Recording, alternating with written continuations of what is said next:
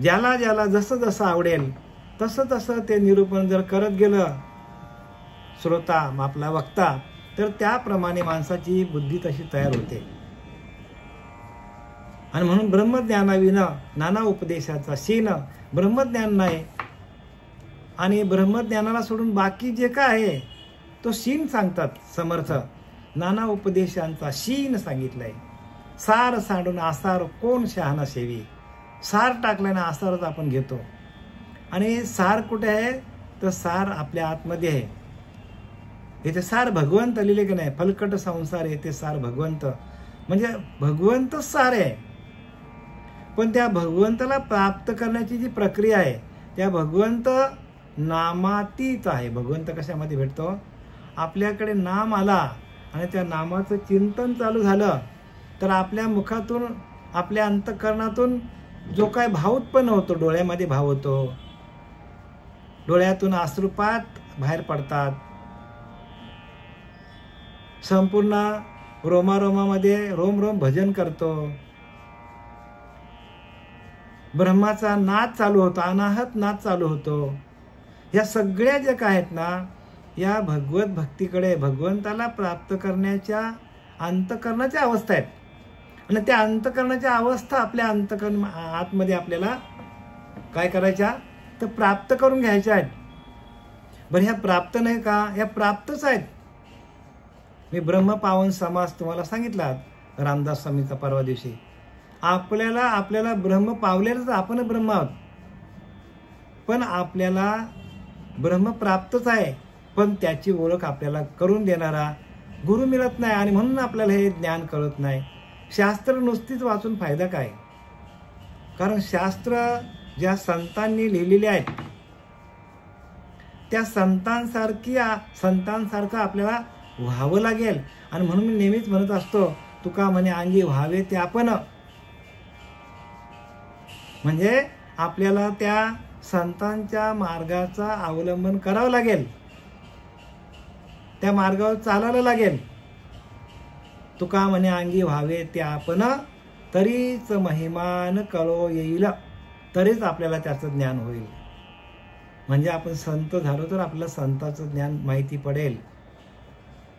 शेताच्या बांधावर राहून आपल्याला शेतीची माहिती मिळेल. बघा मोठे मोठे श्रीमंत लोक असतात, कितीतरी एकर जागा लावतात, शेताच्या बांधावर उभे राहतात आणि मजूर लोक कामं करत असतात. फक्त ते ऑर्डर करतात, पण शेती दुसऱ्यांच्या हातातून होते, स्वतः काही करत नाही. तसं इथं जमणार नाही. ब्रह्मज्ञानाविना उपदेश म्हणून आहे विशेष. ब्रह्मज्ञानाचा उपदेश जर आपल्याला करायचा असेल दुसऱ्यांना तर आपल्याला स्वतः त्याची अनुभूती आपल्याला घ्यावं लागेल, तरच आपल्याला दुसऱ्याला सांगता येईल. शेताच्या बांधावर राहून शेती होत नसते, मजुरांना खाली उतरावं लागतो. तसं आपल्याला मजूर नसतील तर आपल्याला शेतामध्ये उतरावं लागतं आणि आपल्याला ते जे काय शेती असेल त्याच्यामध्ये आपल्याला मेहनत करावी लागतं. स्वये कष्ट तची गेला तोची भला, दुसऱ्यावरी विसंबला त्याचा कार्यभाग संपला. समर्थ सांगतात, दुसऱ्यावरी विसंबला त्याचा कार्यभागे संपला. जो स्वये कष्ट तची गेला तोची भला. मग आपण स्वतः कष्ट करायला पाहिजे. दुसऱ्यावर विसंबून आपल्याला हे ज्ञान मिळणार. ऐकणं म्हणजे ज्ञान नाही आहे. ज्ञानासाठी तुम्हाला प्रत्यक्ष ध्यान करावं लागेल, उतरावं लागेल, मन एकाग्र करावं लागेल, अंतःकरण शुद्ध करावं लागेल. अनाहत नादाच्या ध्वनी आपल्याला त्या आपल्या कानामध्ये ऐकावे लागतील. रोम रोम भजन करत असतील तरच आपल्याला त्याचा अनुभव येईल. सगळ्या अनुभूती आहे, मी तुम्हाला सांगितले भरपूर अनुभूती आहे. पुष्कळ प्रकारचा अनुभव आपल्याला येतात. 3-3, 4-4 तास ध्यान केला तर परब्रह्म सकळान परते तयास पाहता आपणच ते, आपल्याला असा अनुभव येतो आपणच आहोत. म्हणजे संतांचं वाक्य आहे ते आपल्याला अनुभव येतो. संतांनी लिहिले की नाही रामदास स्वामींनी, परब्रह्म ते सकळान परते, तयास पाहता आपणच ते, आपणच परब्रह्म आहोत. सगळी लक्षणं सांगून ठेवल्यात संतांनी. आणि ती लक्षणं आपल्या अंतःकरणामध्ये आपल्याला अनुभवायला येतात, प्रत्यक्ष अनुभवायला येतात, प्रत्यक्ष. आणि तसा अनुभव येणं म्हणजे भगवंताची प्राप्ती आहे. बाकी तुम्ही काही खटाटोपी केल्या, इथं काय लिहिलंय की नाना व्रते, नाना दाने, नाना योग तीर्थाटने, त्याहून कोटी गुणे महिमा आत्मज्ञानाचा. नाना व्रते, अनेक प्रकारची व्रत केले, उद्याने केली. नाना दाने, गाय दान केले, पैसा दान केला, धान्य दान केला, निरनिराळ्या प्रकारचे दान आपण लोकांना दिले. नाना योग, अनेक प्रकारचे योगाभ्यास केला, अगदी अष्टांग योग संपूर्ण केले, हठयोग केला. नाना योग आणि तीर्थाटने, सगळ्या प्रकारची तीर्थ केली आपण. गया, मथुरा, भारतातली, भारताच्या बाहेरची पण तीर्थ केली आपण. नाना व्रते, नाना दाने, नाना योग तीर्थाटने, त्याहून कोटी गुणे महिमा आत्मज्ञानाचा. काय सांगतात संत रामदास? त्याच्यापेक्षा कोटी गुणांनी महिमा आत्मज्ञानाचा आहे. ह्यांचे हे तर सगळं फिक्क आहे त्याच्यासमोर, आत्मज्ञानासमोर. नाना व्रते, नाना दाने, नाना योग तीर्थाटने, त्याहून कोटी गुणे महिमा आत्मज्ञानाचा. कोटी गुणांनी आत्मज्ञानाचा महिमा मोठा आहे. आत्मज्ञान पाहिल जगा, त्याच्या पुण्यास नाही सीमा. दुष्टपातकाची बाधा निरसून गेली. ज्याने आत्मज्ञानाची अनुभूती घेतली त्याचा पुण्य एवढा वाढतो, अगणित पुण्य वाढतो. काय आपण आत्मज्ञानातूनच पुण्य कमवायचा. व्यायाम करून, योगा, हठयोग करून नाही ना, त्याच्याने पुण्य वाढत नाही. आणि पुण्यच आपल्याला पुढच्या मार्गाला उपयोगी येणार आहे.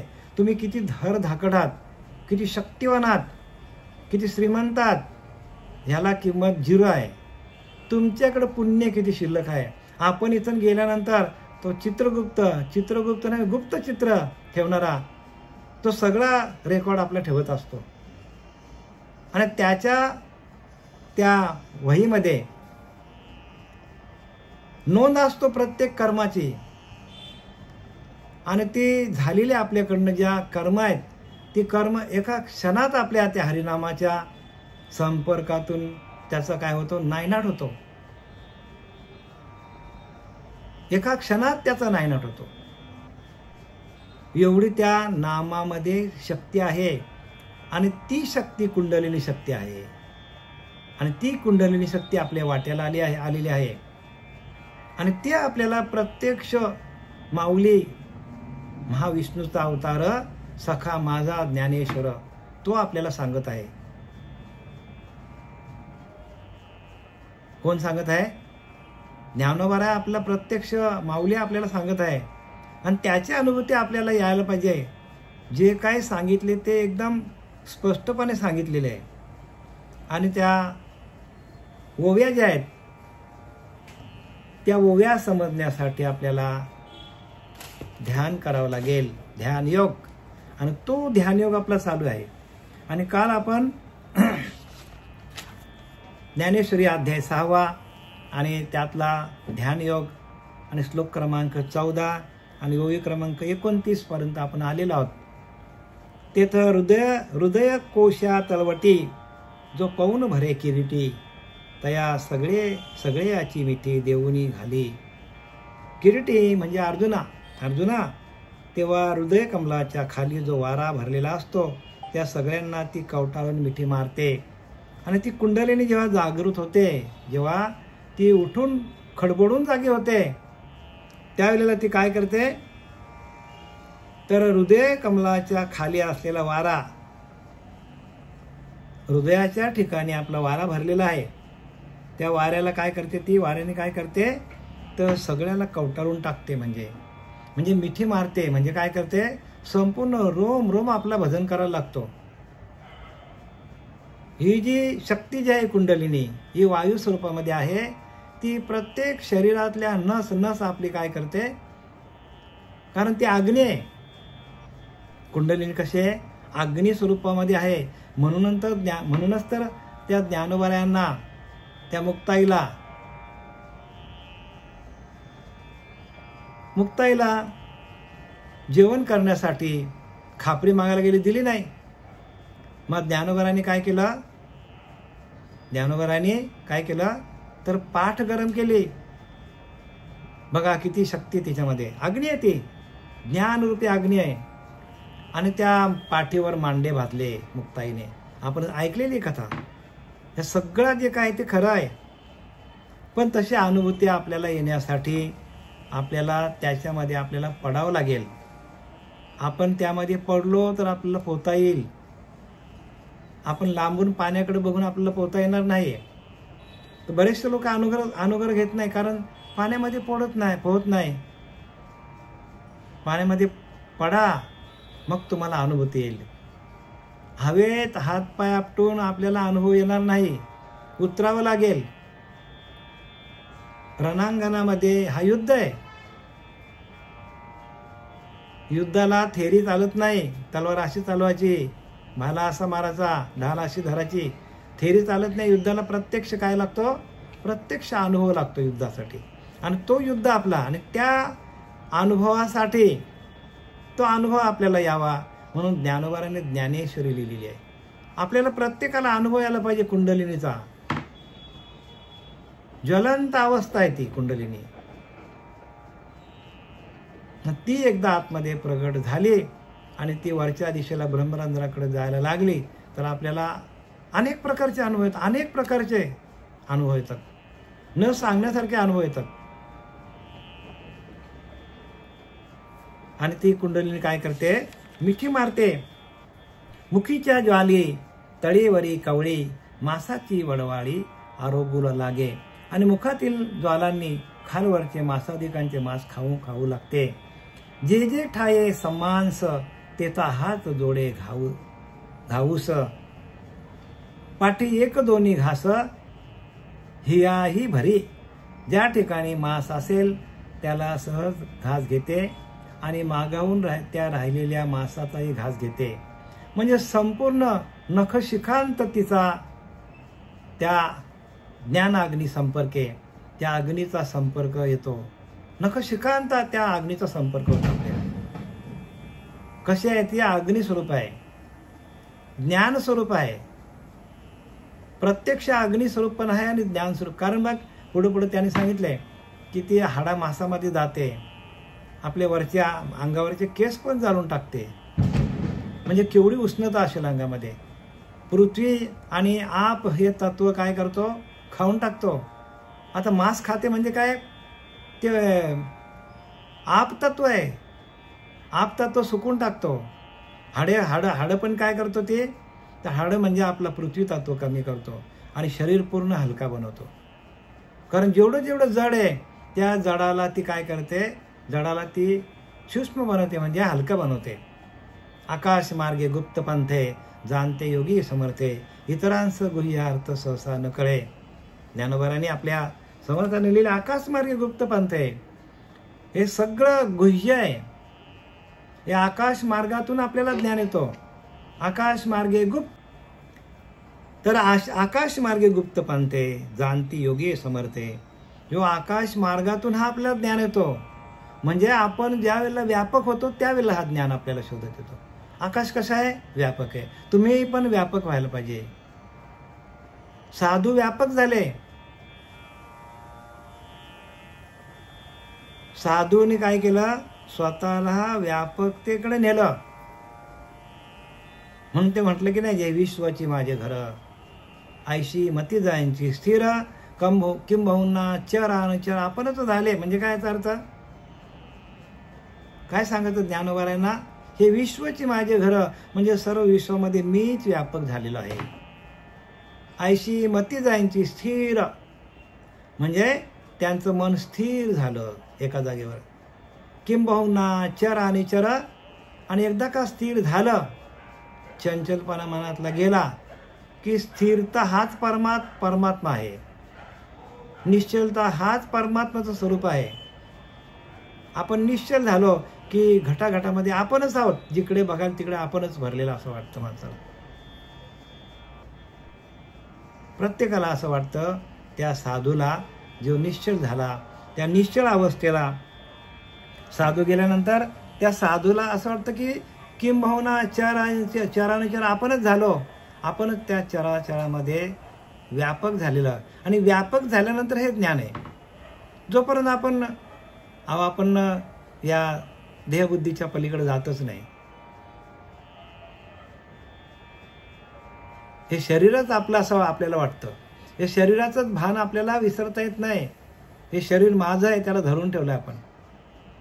पण हे तर सगळं जाणार आहे. मग राहणार काय आहे? तर राहणार ते तत्व. आणि ते तत्व म्हणजे आपलं काय आहे?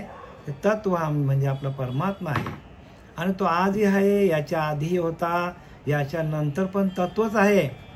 आणि म्हणून परत्र साधने विन, म्हणून आहे की श्रवण, जया नाही आत्मज्ञान, तया नाव करमणूक चालली आपली सगळी. जोपर्यंत परा साधली जात नाही, जोपर्यंत मूलाधार चक्रातून आपल्याला ते चैतन्य ब्रह्मरंध्राकडे जायला निघत नाही, त्या कुंडलिनीचं परत्र साधने विन, परा जोपर्यंत साधली जात नाही, म्हणून आहे की श्रवण, परा साधल्यानंतर जे श्रवण होईल तेच खरं श्रवण आहे. बाकी परीची भक्ती नसेल तर ते श्रवण सगळं खोटं आहे सांगतात. समर्थांनी सगळं लिहिलेलं आहे ते.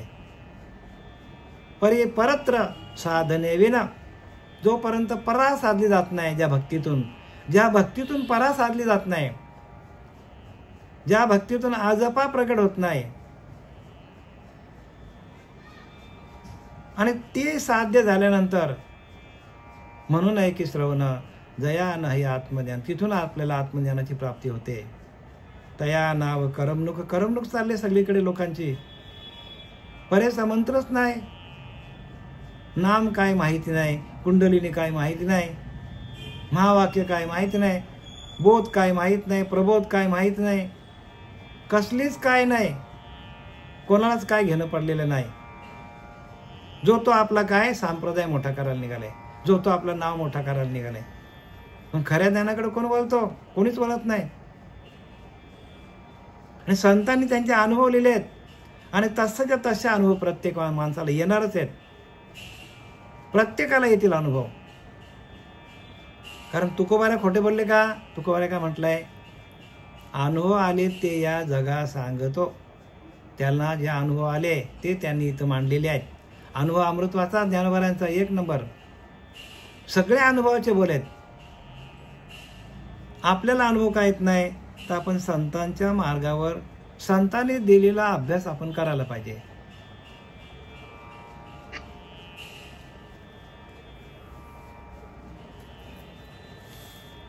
मग तळवे तळहात शोधे, पृथ्वीचे खंड भेदी, झाडा घे संधी प्रत्यंगाचा. संपूर्ण अंगाला काय करतो? संपूर्ण अंगाला ती कुंडलिनी काय करते? भिडून टाकते. संपूर्ण अंग रोम रोम माणसाचं भजन करतो.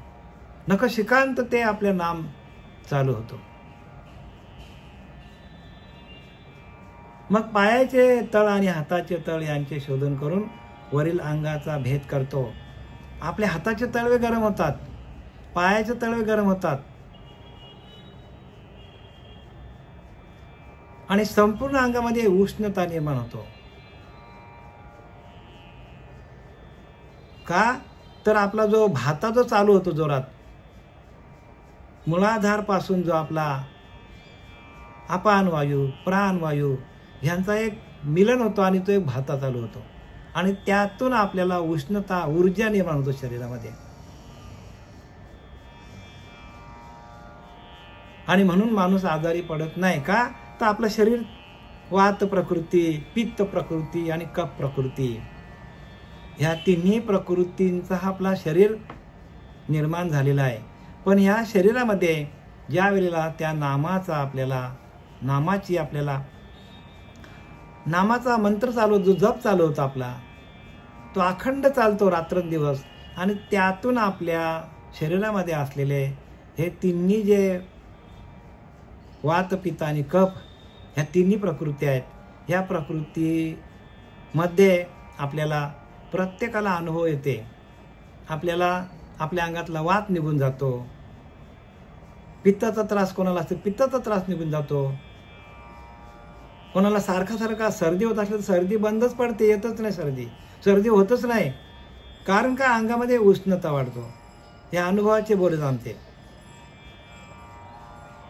एकदा का त्या नामाचा जप चालू झाला की तो थांबत नाही, त्याचं काम तो सातत्याने करतच राहतो. तो ओठ नाहले, कंठ नाहले, जिव्हा ना स्मरे राम, हमारा राम जप करे हम बैठे आराम. अशी अवस्था होते प्रत्येकाची. कबीरदासने लिहिले की नाही, त्यांच्या अनुभवाचे बोल, प्रत्येक संतांच्या अनुभूतीचे बोल आहेत. आणि त्यातली अनुभूती आपल्याला यायला पाहिजे.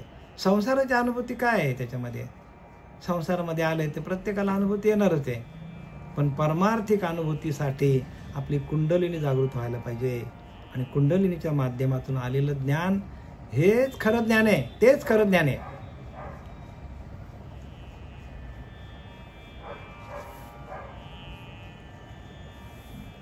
मग पायांचे तळ, हातांचे तळ आणि यांचे शोधन करून वरील अंगाचा भेद करीत आणि दर एक अंगाचा व सांध्याचा शोध घेते. म्हणजे सांदो सांदी, अंगो अंगी, रोम रोमी ते नाम आपल्या अंगामध्ये प्रगट होतो.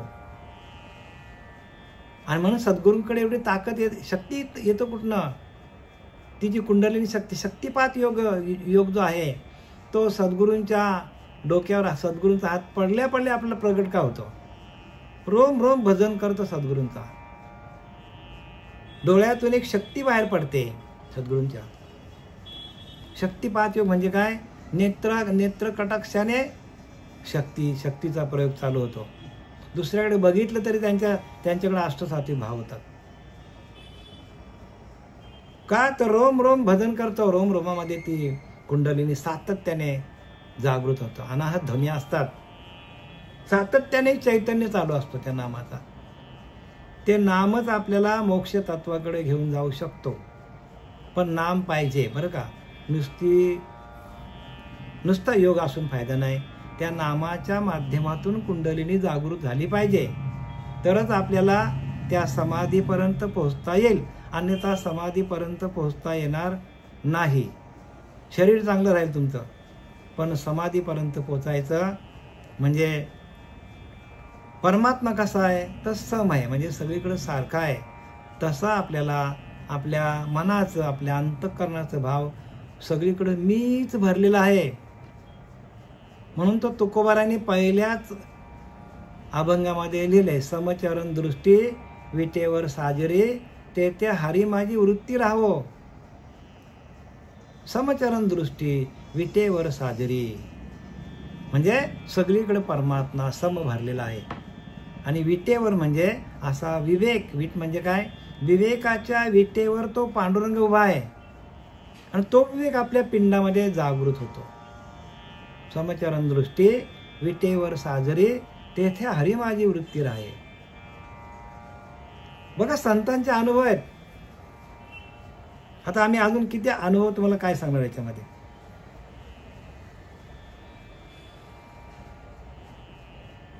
अधोभाग तरी नसंडी, परी नखीचही तत्व काढी, त्वचा धुवनी जडी पांजरेशी, आपली मूळ जागा न सोडता नखांतीलही सत्व काढते, व त्वचा धुवून हाडांच्या शरीरांच्या सापल्यात मिळविते. आपली मूळ जागा ती सोडत नाही. मूळ जागा कुठे आहे, कुंडलिनीची मूळाधार स्वाधिष्ठान मणिपूर, ही मूळ जागा सोडत नाही म्हणतो. आणि ती जागा न सोडताना संपूर्ण शरीरामध्ये तिचा संचार होतो. जसा एखाद्याला भूत जमल्यानंतर, बघा त्याला काय, भूत जमल्यानंतर प्रत्यक्ष आपण बघितलेलं आहे, भूताने एखाद्याला झपाटलं तर तो माणूस काय बडबड करतो त्यालाच माहीत पडत नाही. तसा आपला अंग रोम रोम सगळा भजन करत असतो. आणि आपण त्या ब्रह्मभूताच्या विळख्यात आपण संपूर्ण शरीर दिलेलं असतो. आपण शरीर त्यालाच दिलेला असतो, त्या नामालाच आपण काय केलेलं असतो, शरीर अर्पण केलेलं असतो. मग ते ब्रह्मज्ञान आहे. म्हणून ते ब्रह्मज्ञान ते ब्रह्मज्ञान, त्या ब्रह्मज्ञानाविना उपदेश म्हणूनही विशेष तो ब्रह्मज्ञान. आणि त्या ब्रह्मज्ञानाचा उपदेश देणारा जोपर्यंत आपल्या जीवनात येत नाही तोपर्यंत काय आपलं काय खरं नाही प्रत्येकाचं. आणि तो उपदेश आपल्याला श्री गुरु सच्चिदानंद सद्गुरू श्रीपाद बाबा, रामदास बाबा, नारायण बाबा, रोहिदास बाबा, नाना बाबा, पांडुरंग दिवेकर बाबा ह्यांच्या कृपा आशीर्वादाने आपल्यापर्यंत पोहोचवण्याचं काम आम्ही करतो.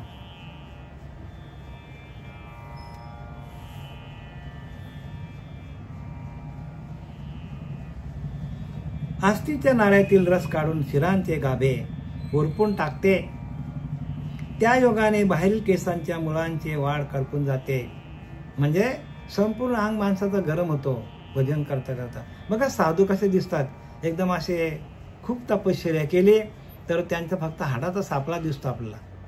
हजारो वर्ष तपश्चर्या करतात तरी पण ते काय केलेले असतात तर जिवंत असतात, तरी पण ते तेजपुंज असतात. का तर ते ज्ञान त्यांच्या रोमारोमामध्ये नख शिकांत ते ज्ञान त्यांच्या आतमध्ये प्रत्यक्ष प्रगट असतो. आणि सांभाळणारा देव त्यांना बरोबर सांभाळत असतो, कारण ते भजनच त्यांना सांभाळतो. तुम्हा आम्हाला भजनच सांभाळतं बरं का. तुम्हा आम्हाला सांभाळणारा ते भजनच आहे. आपण आपल्याला सांभाळत नाही हा आपला भ्रम असेल. मी मला सांभाळतो, तुम्ही तुम्हाला सांभाळता, हा आपला भ्रम आहे, काढून टाका. आपला भजनच आपल्याला सांभाळतो, तो भजन बंद पडत नाही. फक्त आपण काय आहे तर आपण कमी पडतो, आपणच मूर्ख आहोत, आपला तिथे लक्ष नाही आहे. आपण कमी पडतो. तो लक्षांशी अनुभवणे, इथं वाच्यार्थ काय कामे, मुख्य अनुभवाची खुणे, वाचाग्रत काय कामे. जेथं परा पश्चिंती मध्यमा वैखरी, जेथे ओसरची चारी, जेथे शब्द कलाकुसरी कोण, शब्दांचं काय काम तिथे. ते भजनच आपल्याला काय करतो, आपल्याला यह लोकातून जाण्याचा मार्ग मोकळा करतो. रोम रोम आपलं भजन करतो आणि त्यातून आपला मार्ग मोकळा होतो. भगवंताला फक्त भजन आवडतं, दुसरं काय आवडत नाही. तुम्ही किती ज्ञानी आहात ते ते ते त्यांना काय घेणं नसतो. त्यांना फक्त काय पाहिजे तर भजन पाहिजे. आणि तो भजन या संतांनी दिलेल्या या कुंडलिनीच्या जागृत अवस्थेमधून कुंडलिनी जागृत करून तिथून तो भजन व्हायला पाहिजे. तरच त्याचा आपल्याला पुढची वाट आपल्याला सापडणार आहे. आणि त्याला म्हणतात गुरु दाविलिया वाटा. त्याला काय म्हणतात, गुरु दाविलिया वाटा. येऊनी विवेके तीर्थ तटा, धुवनी मलकटा बुद्धीचा तेने. म्हणजे आपली बुद्धी त्याच्याने धुतली जाते. गुरु दाविलिया वाटा येऊनी विवेके तीर्थ तटा. म्हणजे काय, विवेकाच्या तीर्थतटावर आपण जातो. म्हणजे आपल्यामध्ये विवेक प्रगट होतो. आणि धुवनी मलकटा, आणि त्या विवेकातून आपल्याला बुद्धीवर आलेला मलकट धुता यायला पाहिजे. धुवनी मलकटा बुद्धीचा तेने. त्याच्यातून आपल्या बुद्धीकडे आलेलं मळ, मनाकडे आलेलं मळ, अंतःकरणामध्ये असलेलं मळ आपोआप धुतला जातो आणि आपण विवेक आपल्या आतमध्ये प्रगट होतो. आणि त्या विवेकाच्या माध्यमातून आपल्याला ज्ञानोत्तर भक्तीकडे जाता येतो.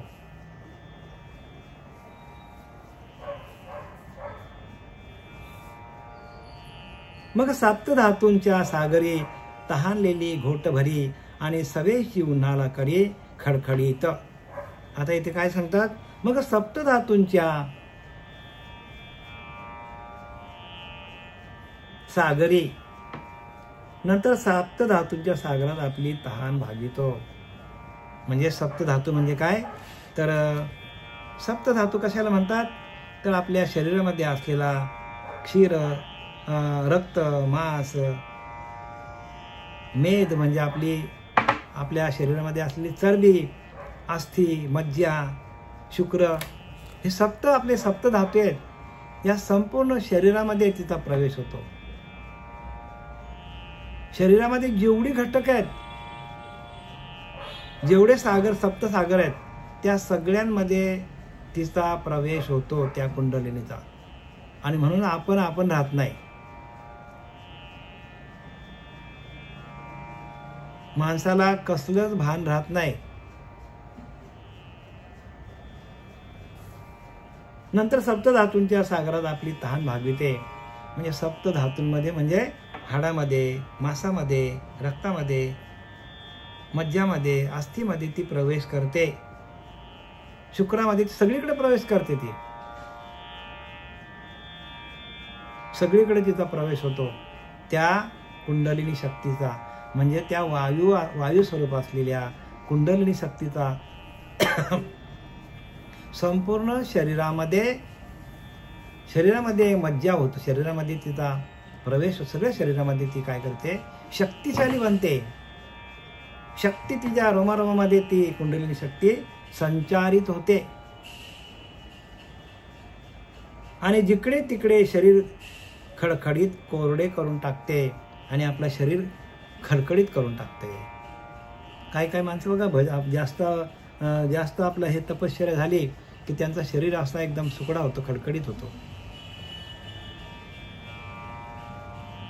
हे सगळं कशातून होतं तर आपल्या साधनेतून.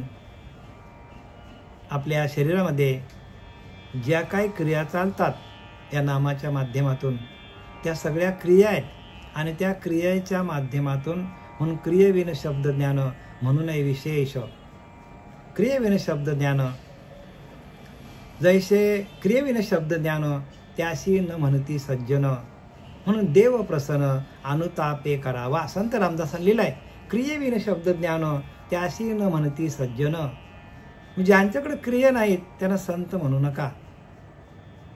ते संतच नाही. ही जी कुंडलिनी जागृत करण्याची जी क्रिया आहे ती ज्या संतांकडे नसेल, ज्या गुरुकडे नसेल त्यांना गुरु म्हणू नका सांगितलंय. संत रामदास काय सांगतात परत ऐका, क्रियेविन शब्द ज्ञान त्याशी न म्हणती सज्जन. त्यांना संत म्हणू नका. म्हणून देव प्रसन्न अनुतापे करावा. अनुंचा ताप असेल तरच ह्या क्रिया जमतील.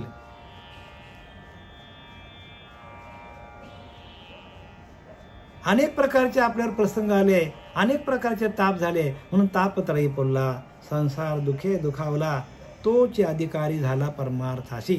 जो त्रिविध तापे पोलला, आधी भौतिक, आध्यात्मिक, आधी दैविक, त्रिविध तापे पोलला, संसार दुखे दुखावला. संसारामध्ये अनेक दुःख भोगिले जेणे, तयाशीच परमार्थ बाणे. अनेक प्रकारची संकट आली माणसावर, अनेक प्रकारचं दुःख आलं माणसाला, तरच त्याचा आपल्याला ती कुंडलिनी जागृत होतो. नाही तर मग त्याला अनेक जन्माचं पुण्य लागतो. दोन गोष्टी आहेत लक्षात घ्या कुंडलिनी जागृत होण्यासाठी. एक तर तुम्हाला अनंत जन्माचं पुण्य जोडे तरीच परमार्थ घडे. मुख्य परमात्मा तुडे अनुभवाशी तुम्हाला अनुभव येईल. आणि इथं दुसरा सांगताय, जो त्रिविध तापे पोलला, संसार दुखे दुखावला, तोच एक अधिकारी झाला परमार्थाशी. म्हणजे दोन अंग आहेत. एक अंग तुम्हाला अनेक जन्माचं पुण्य पाहिजे, एक अंग तुमच्यावर अनेक प्रकारची संकट आली तर परमार्थ आपल्याला साध्य होतो.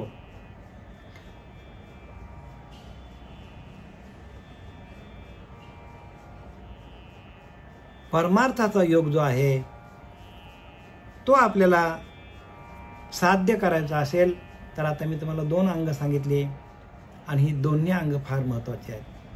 आणि ही आपल्याला अनुभूती येऊन देखील आपण संतांचे पाय जर पकडले नाही, संतांचे संगत जर धरली नाही तर आपल्याला कुठल्याच गोष्टी प्राप्त होणार नाही. म्हणून काही नका करू, संत संग करा, संतांची संगत धरा. संताविन प्राप्ती नाही, ऐसे वेद देत असे भाई. इथं सांगतात संतांशिवाय हे ज्ञान मिळणार नाही. म्हणून संतांच्या संगती गेला तो संतच होऊन ठेला. संतांच्या संगतीमध्ये गेला तरच संत व्हाल. इतर जनाशी उपयोगाला कृपारूपणे ऐसे संतांचे महिमान, संत संगे होते ज्ञान. बघा, संतांच्या संगतीचं ज्ञान होतो.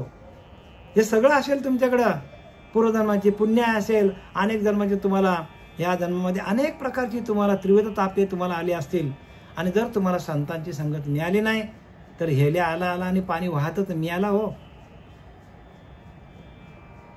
संत पाहिजे तुम्हाला, संतांविना प्राप्ती नव्हे. संतांशिवाय ही गोष्ट कोणाला कळत नाही. आणि संत जीवनामध्ये येणं म्हणून आपल्याला संतांची संगत पाहिजे. काय संताविना प्राप्ती नाही, संतच आपल्याला हे ज्ञान देतात. आपली झालेली सेवा सच्चिदानंद सद्गुरू श्रीपाद बाबा, सच्चिदानंद सद्गुरू रामदास बाबा, नारायण बाबा, नाना बाबा, रोहिदास बाबा, पांडुरंग देवेकर बाबा यांच्या चरणी समर्पित करीत आहे.